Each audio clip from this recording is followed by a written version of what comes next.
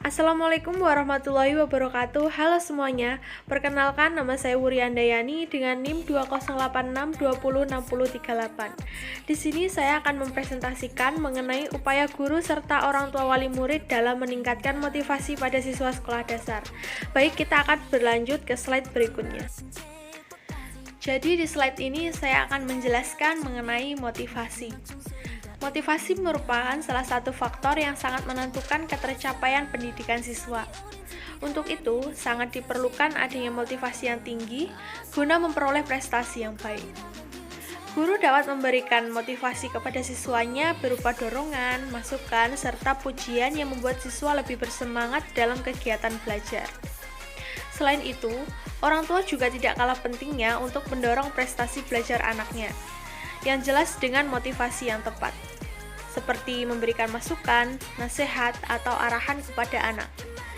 Namun, jika jenis motivasi tidak tepat, dapat berakibat pada dampak yang tidak diinginkan, seperti anak yang menjadi pesimis dan juga tidak percaya diri. Oleh sebab itu, peran guru serta orang tua sangat berpengaruh dalam kelangsungan proses belajar anak. Baik, kita akan berlanjut ke slide berikutnya. Pengertian motivasi menurut para ahli. Menurut Purwanto dalam 1996 halaman 71, motivasi adalah pendorongan. Maksudnya yaitu usaha yang didasari untuk mempengaruhi tingkah laku seseorang agar bergerak hatinya untuk bertindak melakukan sesuatu sehingga mencapai hasil atau tujuan tertentu. Sedangkan menurut Sardiman dalam 2010 halaman 102, motivasi dapat diartikan sebagai daya penggerak yang ada di dalam diri seseorang untuk melakukan aktivitas-aktivitas tertentu demi mencapai tujuan. Sedangkan menurut definisinya, motivasi merupakan salah satu faktor yang sangat menentukan ketercapaian pendidikan siswa. Untuk itu, sangat diperlukan adanya motivasi yang tinggi guna memperoleh prestasi yang baik. Dengan demikian, penting dilakukan pemilihan jenis motivasi yang tepat disesuaikan dengan karakteristik anak dan apa tujuannya. Mengenai jenis motivasi, motivasi dibedakan menjadi dua, yaitu motivasi intrinsik dan motivasi ekstrinsik. Kemudian kita akan beralih ke slide berikutnya. Adapun penjelasan dari kedua motivasi yaitu yang pertama motivasi intrinsik. Motivasi intrinsik adalah motif-motif atau daya penggerak yang menjadi aktif dan fungsinya tidak perlu dirangsang dari luar karena dari diri individu sudah terdapat dorongan untuk melakukannya. Sedangkan motivasi ekstrinsik adalah dorongan yang menggerakkan seseorang untuk melakukan sesuatu itu bersumber pada suatu kebutuhan yang harus dipenuhi. Pada slide ini dijelaskan mengenai tujuan dan pentingnya motivasi.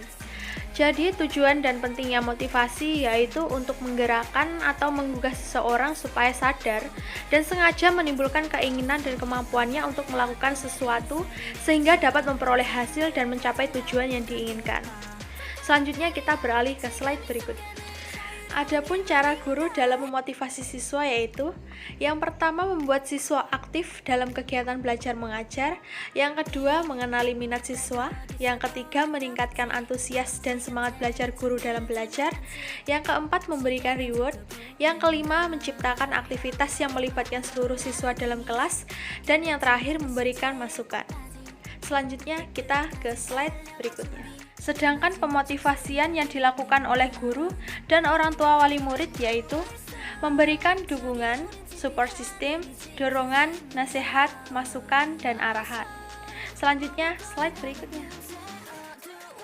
Adapun pemotivasian atau ganjaran dan hukuman yang dilakukan oleh guru SD.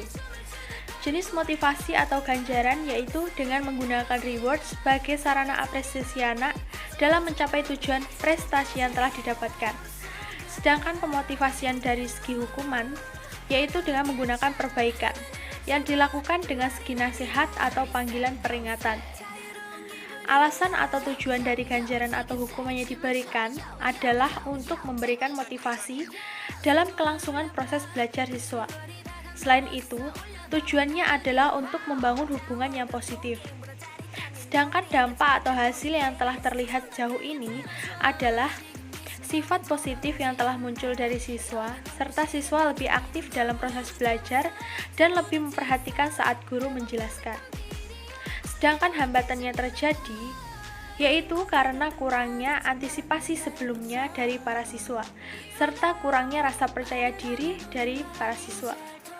Cara mengatasi hal tersebut, guru selalu memberikan motivasi, arahan, dorongan, serta support kepada siswa. Slide berikutnya. Adapun pemotivasian atau ganjaran dan hukuman oleh orang tua wali murid.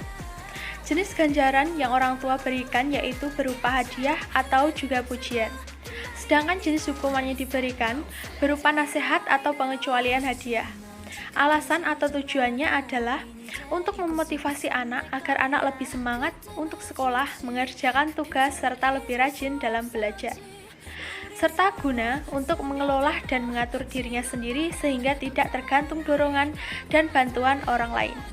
Sedangkan dampak atau hasil dari hal ini yaitu anak lebih rajin untuk sekolah maupun mengerjakan pekerjaan sekolah, serta anak lebih mampu dalam mengelola waktu dalam proses pembelajaran, dan anak juga dapat mengejar nilai dan nilai yang diperoleh cukup bagus.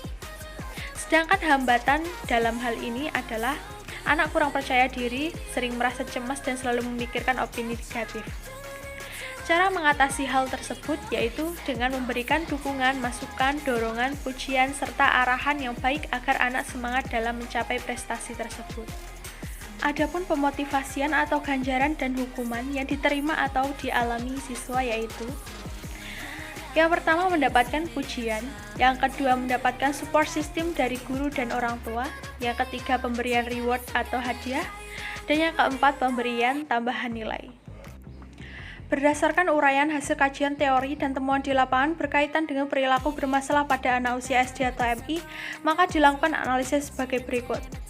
Yang pertama, jenis motivasi dilakukan guru SD atau MI dan dampak atau hasilnya antara lain adalah sebagai seorang guru memberikan dukungan, masukan serta support kepada anak didiknya agar lebih giat dalam belajar serta lebih antusias saat proses pembelajaran. Yang kedua, jenis motivasi dilakukan orang tua siswa SD atau MI dan dampak atau hasilnya adalah sebagai orang tua memberikan motivasi seperti support system serta arahan dan juga masukan sangat berpengaruh dalam proses pendidikan anaknya ke depannya. Jenis motivasi yang diterima anak usia SD atau MI dan respon anak adalah berupa pujian, sanjungan, serta hadiah yang bertujuan lebih semangat dalam belajar.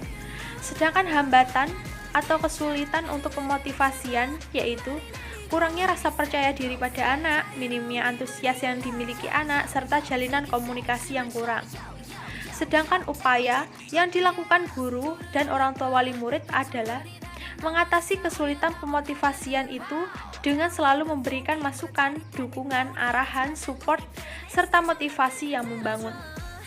Berdasarkan hasil analisis data, maka simpulan dari penelitian melalui studi kasus ini adalah jenis-jenis motivasi yaitu yang pertama motivasi belajar intrinsik adalah motivasi yang berasal dari diri siswa sendiri untuk belajar. Motivasi ini bisa dipengaruhi oleh keinginan siswa untuk mencapai sesuatu tujuan tertentu, misalnya berprestasi, masuk sekolah favorit, masuk perguruan tinggi favorit. Sedangkan ganjaran atau reward atau apresiasi yang diberikan kepada anak hanya berupa motivasi dan mengarahkan anak ke jalan yang betul jika terdapat kesalahan. Lebih kepada memberikan pemahaman kepada anak kalau hal tersebut tidak boleh dilakukan karena tidak positif.